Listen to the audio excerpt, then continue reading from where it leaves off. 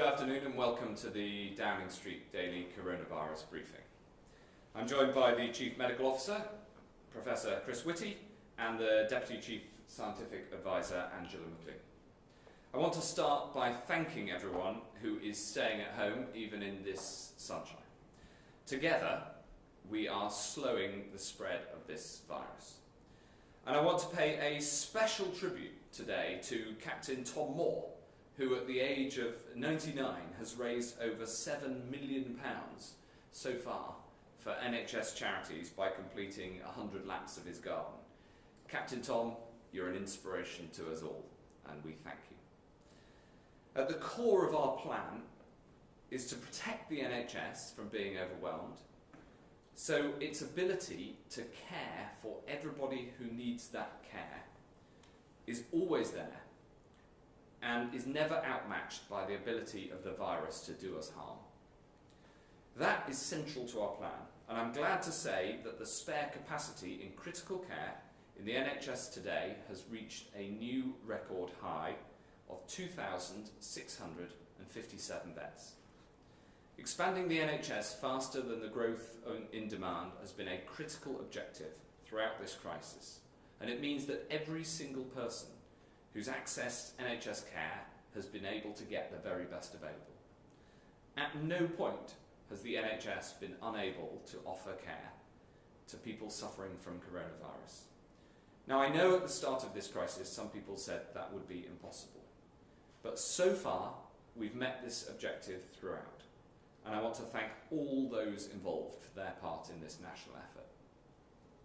On the most recent figures, 313,769 people have now been tested for coronavirus. Of these, 98,476 people have tested positive. The number of patients in hospital with symptoms is now 19,529.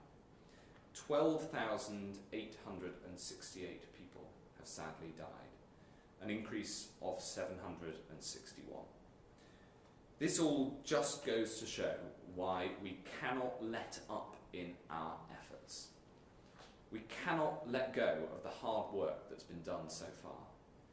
This shared sacrifice, and I know it's a sacrifice, is starting to work. But we will not lift these measures until it is safe to do so. Everyone who stays at home is doing their bit, protecting the NHS and saving lives. But while everyone else stays at home to save lives, our health and care workers go out to work to save lives. And today I want to focus on social care. I want to set out the next steps in our action plan for social care that we're publishing today. From the moment of the emergence of coronavirus, we've known that some of the most vulnerable to this disease are in social care, and we've been taking action right from the start. We first set out guidance back in February, and today I can tell you what further steps we're now able to make. Our goal throughout has been to protect residents and to support our 1.5 million colleagues who work in social care. We've injected an extra £1.6 billion, and as the Chancellor said, we will do whatever it takes. This is our plan. First and foremost, from the start, we've focused on the need to control the spread of infection in social care settings. Today, we've strengthened the rules so that all care home residents who are discharged from hospital will be tested before being admitted into their care home. We'll test all symptomatic care home residents, and as I announced last Friday, we've introduced testing for all social care colleagues and members of their households who need a test. At the same time, we're increasing again PPE supplies to social care. We're creating a supply, logistics and distribution network of unprecedented scale. Building on the PPE plan I set out on Friday, over the next 3 weeks, we'll continue priority drops to the local resilience forums who distribute to the social care system according to local need, while we roll out our new online delivery system for social care settings. This will be integrated with the NHS supply chain's central PPE logistical operations, with kit shipped directly to social care providers via the Royal Mail. All of this will contribute to slowing the spread of coronavirus within care homes. I want also to enhance support for our social care workforce. One of the things that I'm most proud of during this terrible crisis is that people have held health and social care workers in such high esteem across the board. It's not clap for the NHS, it's clap for our carers. And to take this further, we're today introducing a single brand for social care to symbolise the entire care profession. This is something I know so many people in the profession have called for. This badge will be a badge of honour in a very real sense, allowing social care staff proudly and publicly to identify themselves, just like NHS staff do with that famous blue and white logo. I know that many businesses will want to offer the same recognition and benefits as they do wonderfully to the NHS. We've asked the supermarkets to confirm that social care workers can have the same priority access, and I know that the public value your work in care as much as I do. I also know that we need more people to return to social care or choose to serve for the first time. To make that happen, we're strengthening our national recruitment campaign with the aim of recruiting tens of thousands more people into social care. And we will pay for the initial induction training. This is a job where you have the chance to make a difference to people's lives every single day that you go to work. And I've seen, as I'm sure we've all seen, the amazing efforts of good social care. I've seen it with elderly members of my own family. I've seen the tenderness and the dedication with which people in social care support our loved ones at their time of greatest need. Everyone knows the job isn't easy, whether supporting people of working age, who are some of the most vulnerable in society, or supporting people and their families with dignity at the end of their lives. But I know what a fulfilling profession it is, and I know that many will answer our call. There's one other thing and one other change I want to make, which is giving people the right to say goodbye. One of the important things that care homes do is support people at the end of their life. Sadly, even in normal times, each month about 10,000 people die in care homes. And our social care colleagues work incredibly hard to ensure support for people and dignity to people at the end of their lives. Wanting to be with someone you love at the end of their life is one of the deepest human instincts, and it's a moment that will be with you forever. Done right, it can help those left behind to cope, and it brings comfort to those who are dying.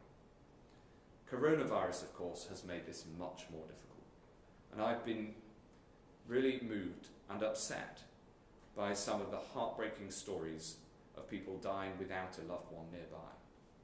As a father of a 13-year-old myself, the reports of Ishmael dying aged 13 without a parent at his bedside made me weep.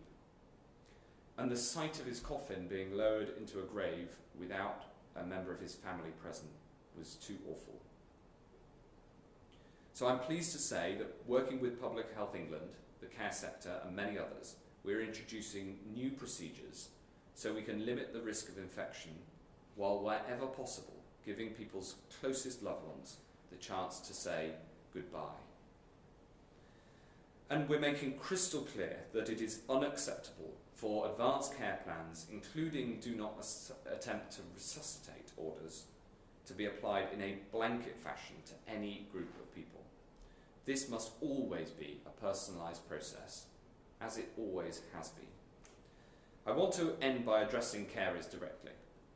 As much as the doctors, the nurses, the paramedics, you are on the front line in this battle. I want to thank you for your courage and your commitment, for doing paid or unpaid, formal or informal. The work that you do, difficult, demanding, vitally necessary, and you do it with such love and care and attention. Taking on the extra shifts that might be needed to fill the gaps left by self-isolating colleagues, juggling your own caring responsibilities very often, providing dignity and comfort to people in some of the most difficult circumstances. We as a nation stand with you. And I say to everyone watching, you can stand with our carers too, by staying at home to protect the NHS and protect social care and save lives. With that, I want to pass to Angela to set out the most recent information about the progress of the disease. Thank you. The information we wanted to start with today is evidence about how people really are staying at home. So what's shown here is, roughly speaking, for the last month, so from the 19th of March to the 14th of April, how much use there's been of different kinds of travel compared to how it was in February.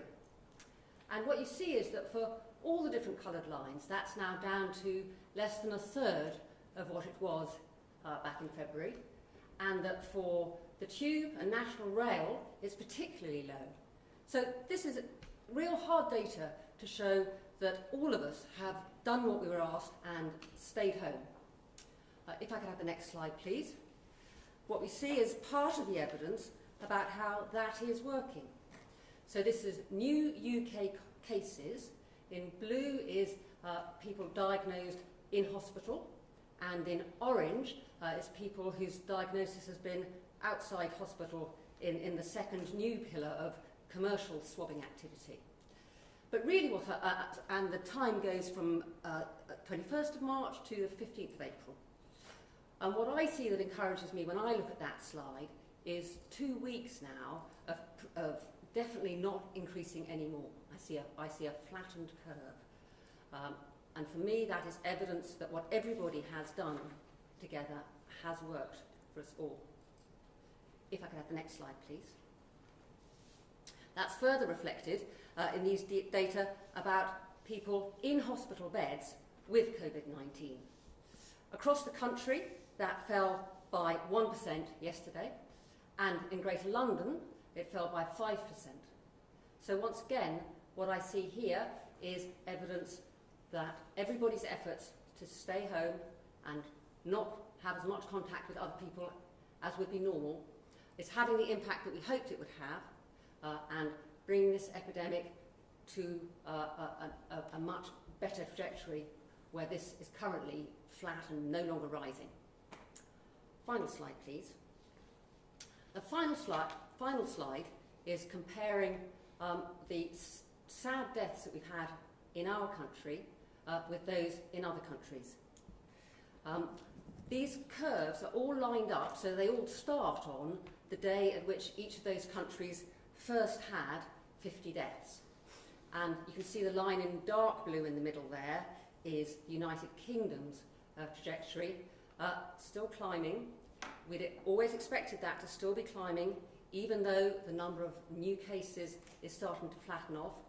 And that's because these are very lagged data, because of course, sadly, it takes a while for people, first of all, to succumb to this disease, and then secondly, for those cases to be reported.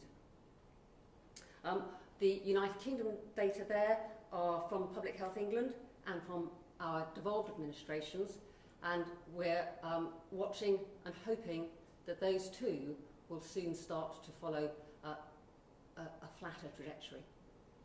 And with that, I think I will stop with today's data. Thanks very much. If we go to questions from the media, the first question is from the BBC and Hugh Pym. Thank you very much. Secretary of State, you're now offering testing to social care staff and care home residents where appropriate, but how is that going to be achieved given the pressures on capacity and your existing promises to NHS staff? And when exactly will it be delivered? Thanks, Hugh. Well, I'm very glad to say that we now are testing regularly NHS staff across the board, and we rolled that out from last weekend, and we have started also testing social care staff. 4,100 social care staff have already been referred for tests. And as our testing capacity increases, so this means that more and more people can be tested, And in fact, we have, as some people have reported, over the Easter weekend we had some spare capacity because the number of people coming forward for testing was not as high over the Easter weekend, which means that we can now expand testing not only to staff in social care, but also within social care settings. The previous rule had been that once 5 people in a social care setting had tested positive, then others with symptoms were deemed to have coronavirus because it was highly likely to be coronavirus. We will now ensure that everybody who has symptoms gets tested, and the critical other change is that those leaving hospital will now be tested, and they will be put into isolation until those test results come through, and if the test results come through positive, then they'll be held in isolation to make sure that they protect those currently in the care home. So this is a positive step, all about strengthening the tools that we have to reduce the spread of coronavirus within care settings and to support the care sector staff that I've spoken about that are doing so much to look after some of the most vulnerable. Can I come back quickly? Of course.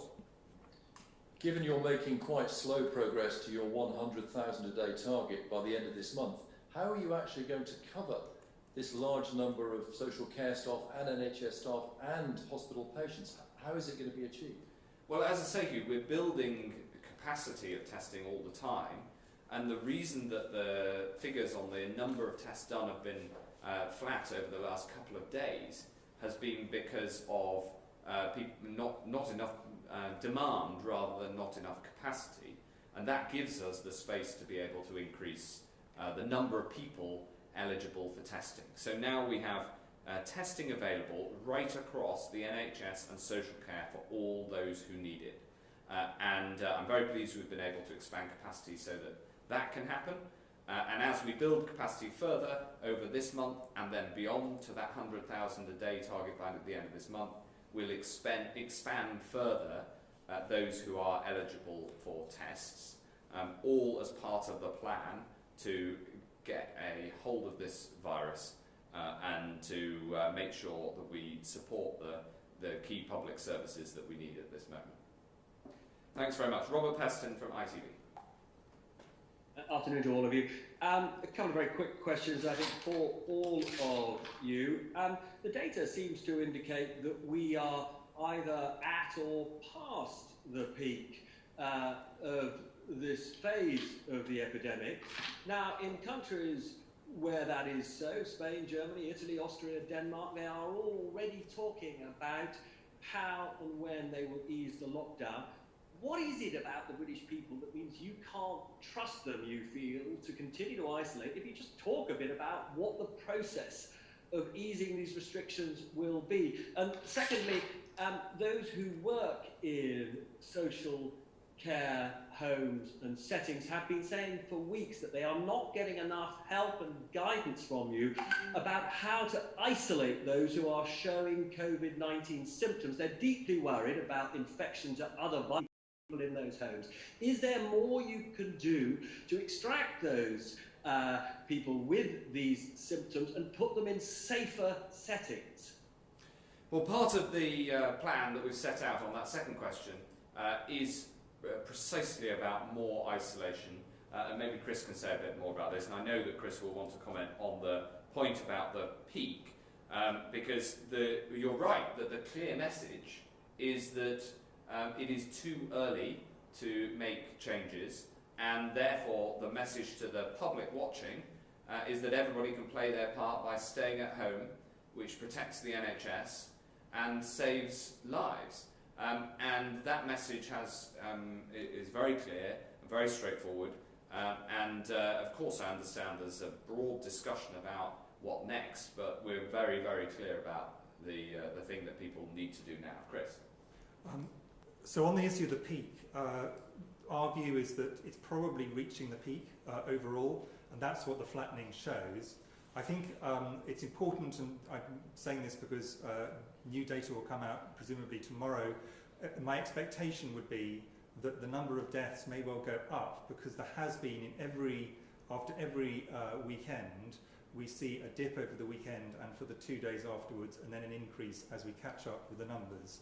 And after a long four-day weekend, there may well be a bounce up tomorrow. So I think it's very important we don't get to the point where we say, look at the numbers of deaths, that means we've passed the peak. But we do all think that this is flattened out. Sadly, we do think that high numbers of deaths will continue for certainly a short while on from where we are at the moment. I think there's an additional reason that we are so I think at the moment we are not yet at the point where we can say confidently and safely this is now past the peak and we can start thinking very much about the next phases.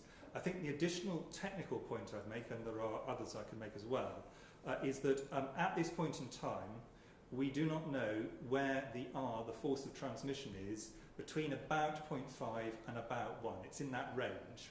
The more we have an understanding of where that is, which will happen as we go over the next 10 days or so, the more easy it is for us to judge exactly how we can go through to the next phase in a way that's properly evidence-based. So there are technical reasons as well as peaking reasons for being cautious at this point.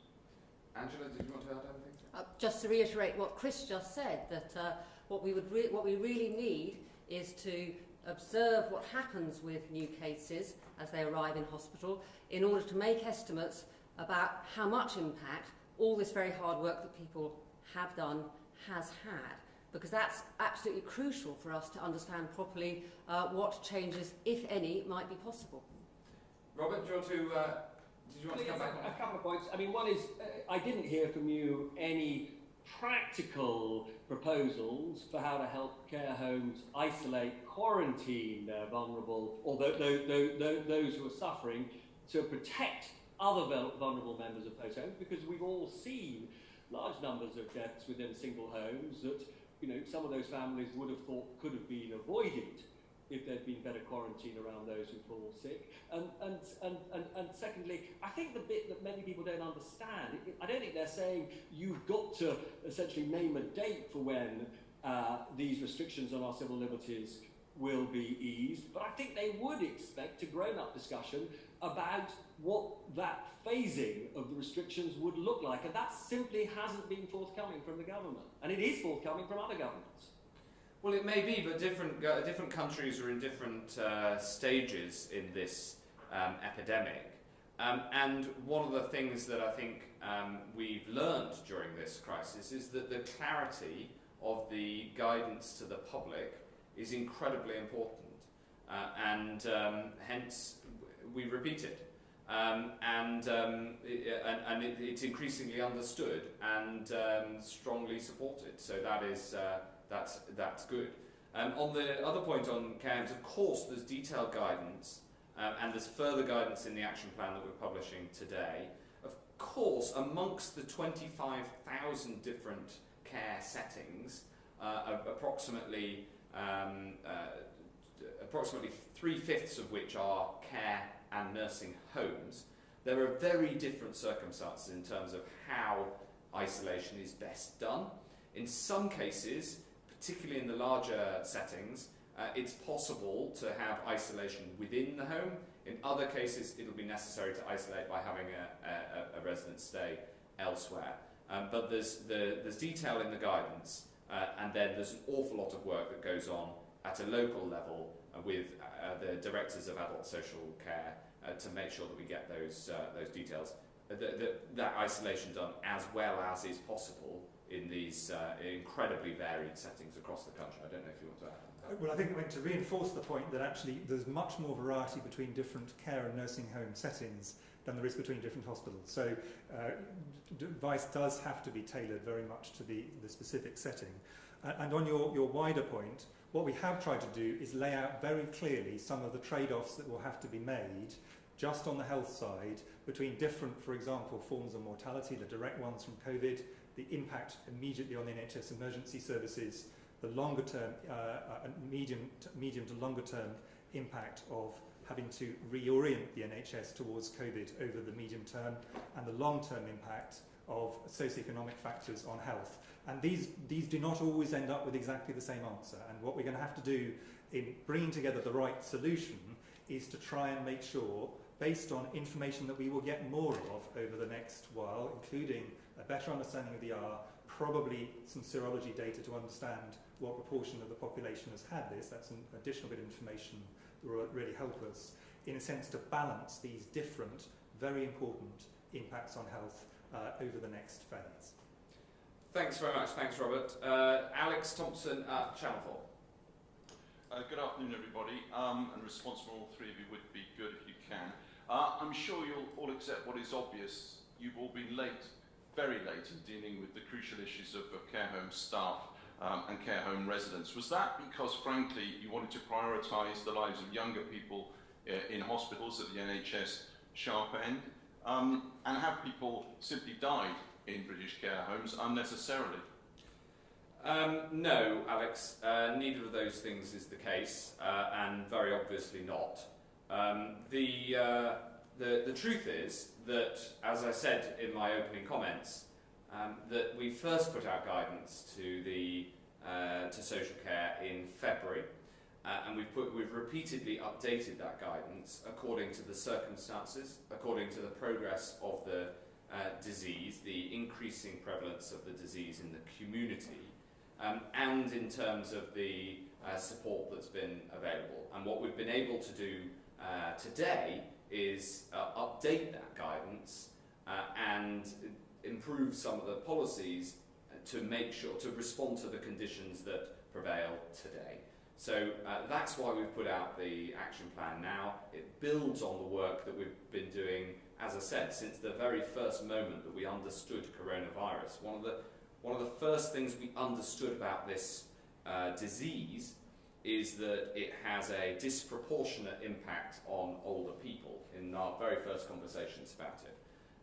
And therefore it was clear that especially for care settings supporting older people, and it's also true for care settings that support people of working age, we were going to have a particular focus, and we've had that focus throughout. I don't know, Angela, do you want to add anything, or Chris? I suppose what I would like to add is, looking forward, what are the really burning questions? Obviously the questions we talked about already today, about what to do inside care homes, and I guess also there's a huge question which we haven't focused on quite so much, which is how to protect the care homes that don't yet have cases, and try everything we can to keep it that way. Thanks very much. Nick Martin from Sky. Very good afternoon. A question to all of you, I suppose, but to the Secretary of State first. Secretary of State, it was Sunday rather, when I broached the subject of tests in care homes with you following a report the night before, and I have spent several days now in care homes, and I can tell that there is now some optimism with some of what you've said about tests. But there are a few issues that I've been hearing time and time again, and I've spent another sobering day in a nursing home today, and one of the issues which has been cropping up is there seems to be, nurses are telling me, not just in this home but in other homes, that they're getting some pushback when it comes to trying to send elderly residents into hospital for treatment. And at the other end of the scale, there seems to be, and we have evidence to show this, that there seems to be an eagerness to discharge elderly from hospitals. One care home was told it was policy to clear beds. It looks like the elderly are being cleared out of hospitals. Is that policy? Well, firstly, I pay tribute to the work that you've done, Nick, and I think that your reports have been excellent. I think that it's helped to shine a light on an area that often doesn't get as much attention certainly as the NHS, and so I'm grateful to you for that. I'm glad that you report from optimism from some of the steps that we've been able to take today as testing capacity goes up, for instance, to focus those extra tests on care homes and care settings. That's positive. I'll ask the Chief Medical Officer to respond on one of the points that you make. The point I would make is that the decision to admit somebody into hospital must be a clinical decision based on individual circumstances, not a blanket rule. And on the discharge, of course, the best home for people, the best place for people who clinically are to be discharged is to get them home.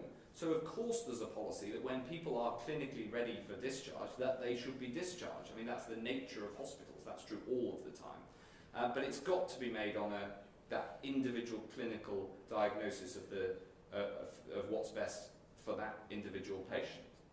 No, just to reiterate what the Secretary of State said, I mean, working in hospitals, what you're aware of is that hospitals are very good for certain things, and people need to come into hospital for medical or nursing care under specific circumstances. But once that need is no longer there, people should absolutely be aiming to be discharged to the right place for them to stay.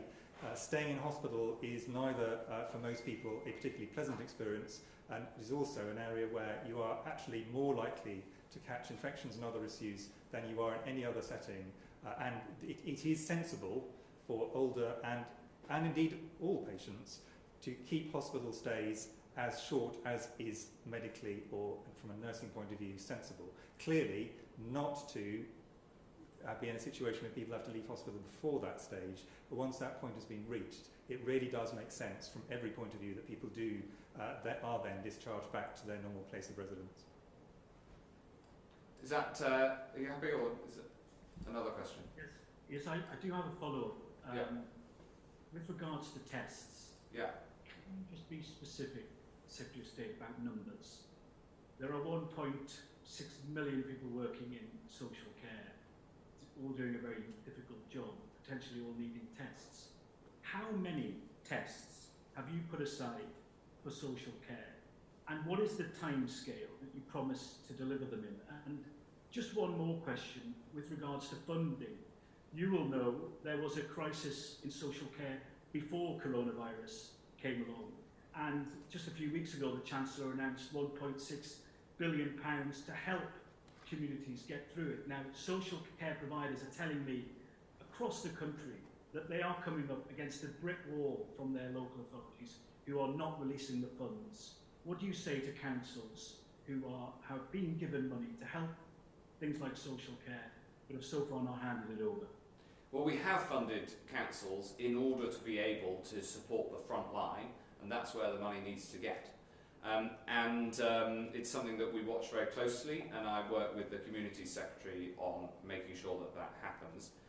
Councils, of course, themselves are doing an incredible amount of hard work in responding to this crisis, both in terms of their responsibilities for social care and right across the board.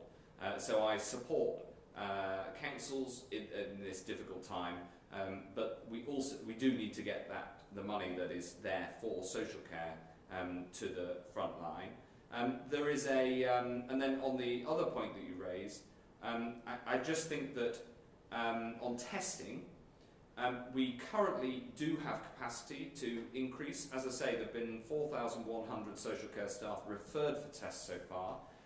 The CQC have been doing brilliant work at finding where the tests are most needed and making sure that people are actively referred.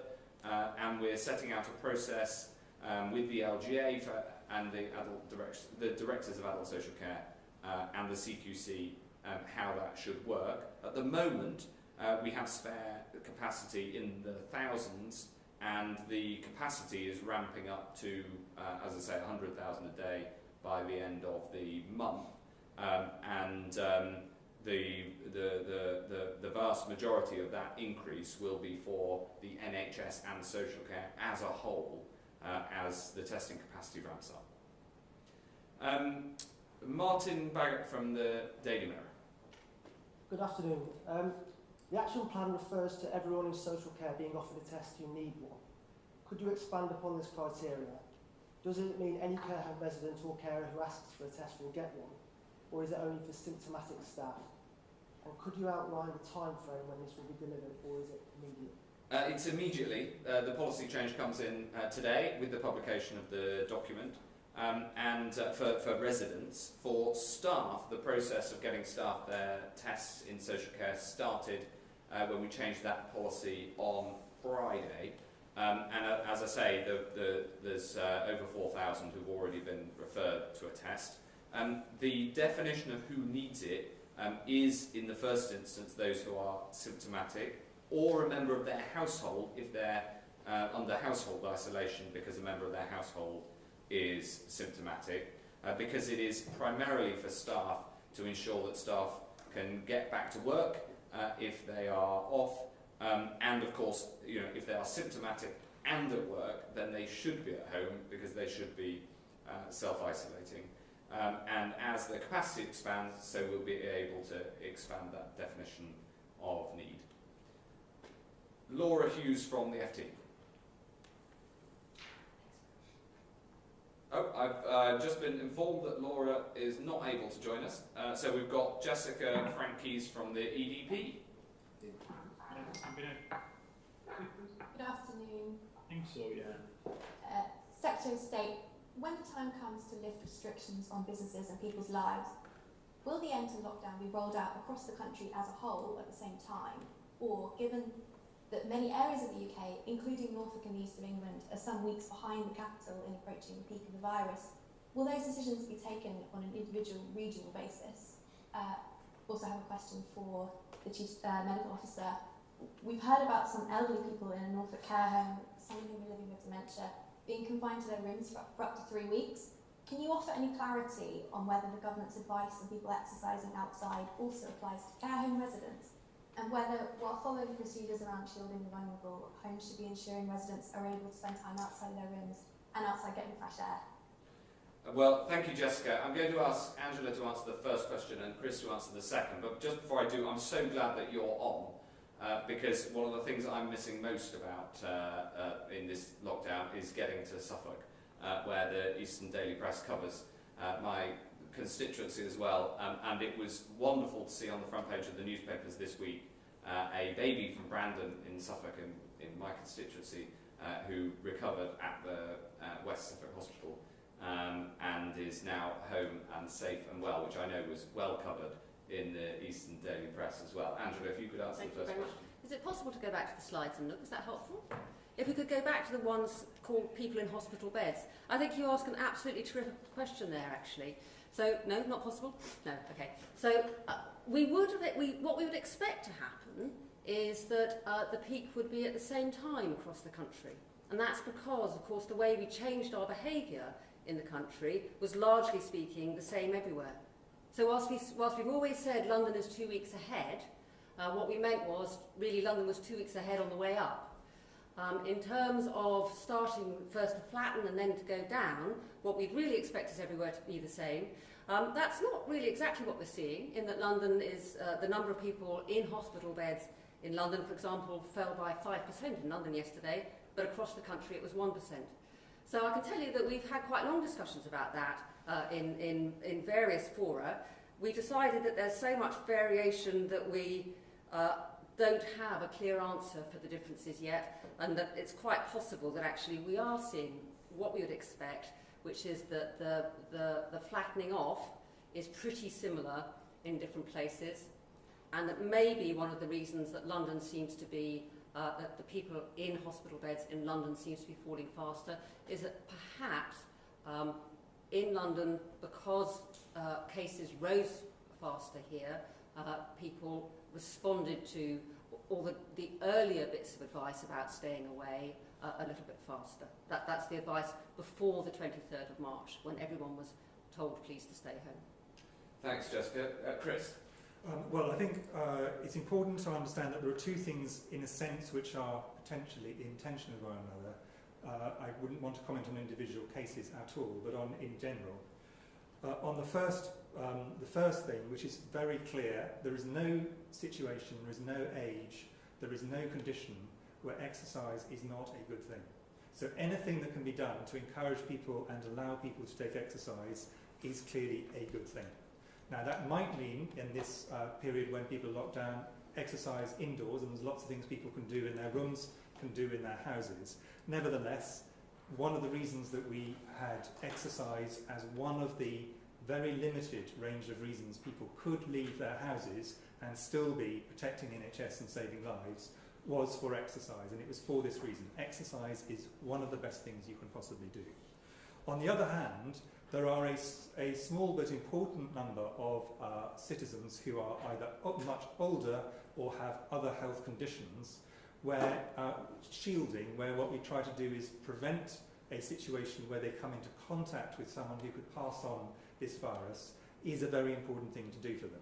And that's because these people are highly vulnerable, if they get an infection, to actually that going on to be a severe infection, and in some cases, sadly, going on to die. A much higher proportion of very old, of older citizens or people with significant health conditions are in that situation. And of course, if you've got someone who is both shielding but also needs exercise, there is a bit of a tension between those. And I think in those situations, we would want people to exercise indoors, but definitely would want them to exercise. And then the final reason why it may be sensible for some individuals to be in their rooms is for an infection control reason. And that was something the Secretary of State talked about earlier. If someone is suspected they might be at risk of having the coronavirus, then we say we want them to stay in their rooms to protect other people in their nursing home, in their residential home, in their shared home. So those are people who are care home staff and people indeed who are living with more vulnerable people have to be aware of these different areas. But I certainly want to stress the point you're making that wherever possible, people should be taking exercise. This is very important for long-term health. Thanks very much, Jessica. We can go back to Laura Hughes now at the FT. Hi, Laura. Right. The government pledged that there would be 25,000 tests being carried out by the middle March. We're now on April the 15th and we haven't reached that target. So why should the public believe that you can achieve 100,000 tests a day by the end of April? And secondly, Northern Ireland has just announced they are extending their lockdown for another 3 weeks. Can we expect the whole of the UK to move at the same pace? On the first one, I'm afraid that the premise of the question is wrong. We committed to 10,000 tests by the end of March, which we hit. Then we had previously committed to 25,000 by the end of April. I increased that goal to 100,000. So we have hit each of the goals that we've set on testing. And as I say, we've had the capacity continuing to ramp up this month. The demand has been lower over the Easter weekend as staff haven't wanted to come forward for testing, which is understandable during a long weekend. But the goal is still clear to reach 100,000 by the end of this month, and we publish all of that data, of course. On the second point, this is very much a matter for the decisions that we're going to take at COBRA tomorrow as the UK, and I think that it's probably best to leave it at that and say we'll wait until the formal decision is taken tomorrow. Thanks very much. Isabel Hardman at The Spectator. Thank you. A question firstly to the Health Secretary on another issue that has a huge impact on your brief, which is domestic abuse. Now, I know the government has set out some help for victims of domestic abuse, more money for a helpline and an awareness campaign, but the frontline charities that I've spoken to say they're experiencing such big demand, a big increase in demand, and such a dramatic fall in funding. They don't see not only how they can help victims right now, but more worryingly after the lockdown, once women are better able to escape and children go back to school and start telling their teachers what has been happening at home. So do you have a post-lockdown support plan in place for the predicted surge in domestic violence that's going to go way above what we're seeing already in the coming months? And a second question to the Chief Medical Officer. What impact are you expecting on the NHS of this rise in abuse, not just in terms of physical injuries, but also in terms of the complex mental health problems that a lot of survivors have for many years after leaving these relationships? Well, this is such an important question, Isabel, and I know that the Home Secretary set out a package of measures and of support to those brilliant charities who help people who are subject to domestic abuse at the weekend. And of course we're open to expanding that, and in particular looking at this point that you raise about what happens afterwards and making sure that if there is an increase in revealed cases that are currently hidden because the lockdown is ongoing, that we make sure that we give the right level of support to all those who come forward. You know, there are many costs to this terrible epidemic, and this sadly is one of them. And I talked to the Home Secretary about it. I think the package that she brought forward was very strong. But there's clearly we need to do the work that's necessary to support everybody on this, and as much as is possible given the nature of the lockdown and the impact that it has. Chris, you were asked specifically. Yeah, no, it's clearly not possible to be sure exactly what the implications of this will be in terms of domestic abuse over time, and I think anybody who claims to know that is probably unlikely to have data to back it up. But it is, at any time, domestic abuse is a very major, both mental and physical issue, as well as all the huge social ramifications that come out of it. And dealing with victims of abuse, of whatever sort, to be clear, because abuse can take very many forms, has to take account of those very complicated interactions of mental distress, ill health, in some cases post-traumatic stress, and things that go with that, and then in some cases, not all, physical impacts ranging from relatively small to really quite profound. So this is a very serious issue, and it always needs a multidisciplinary approach to dealing with it properly. Is there anything you want to add? Another, you've got a follow-up. Yeah, I just wondered if you could explain how the package that the Home Secretary has set out is strong, when there was nothing for accommodation for victims who are fleeing. Obviously, you'd rather that they were able to stay in their homes and the perpetrators were supposed to move out, but that isn't always possible, particularly given they need to get away to somewhere where the perpetrator doesn't know where they are. And given that before this lockdown, refugees were having to turn away around 90 women and the same number of children on an average night, there's clearly a need for a huge package of funding over the next few months, which there's been no mention of at all so far.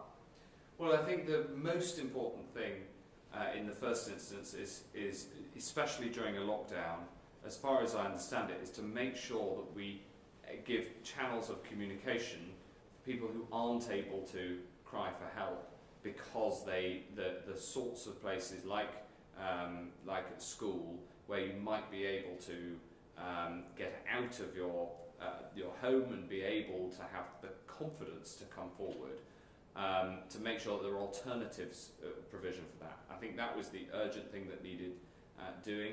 And of course, when it comes to supporting refugees, we are, and all of the supporting infrastructure, we're of course willing to look at that and make sure that it's as strong as it possibly can be. Thank you very much. That concludes today's Downing Street coronavirus briefing. Thank you, and we'll see you again, no doubt, at the same time tomorrow.